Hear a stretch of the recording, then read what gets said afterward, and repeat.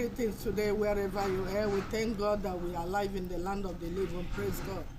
And you could see me from the atmosphere. It's like it's a call to emergency. It's like what we call COS in management. Why? Because I was actually doing something this morning and this voice dropped. And as soon as this voice dropped, I read also something that actually made me to know that this is an emergency call.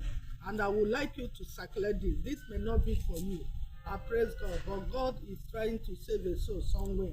Even from what I read this morning, let me share it briefly with you before I continue.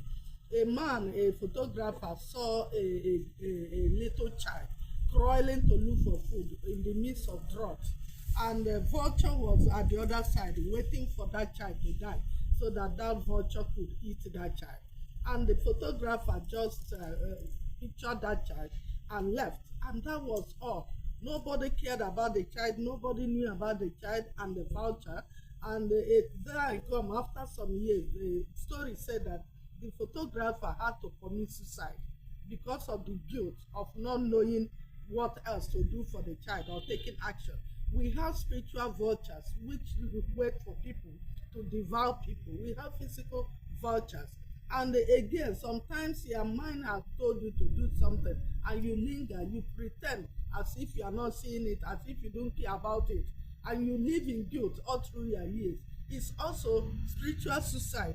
So when the voice came this morning that suicide is not an option, suicide is not an option, rather Jesus Christ is the answer to every problem. Praise God. So I will go into the Bible in Judges chapter 9 verse 54. There was also a king called Abimelech, asked his armor bearer to kill him to avoid dishonor after a woman threw a milestone on his head. Because of shame, people commit suicide. But remember, the voice says suicide is not an option. Samson also in Judges chapter 16 verses 25 to 31 pulled down the pillars of the Philistine temple, knowing it will kill him along with his enemies. Again, this is also as a result of shame or defeat. So, but this is not an option, for Jesus has solution to every problem.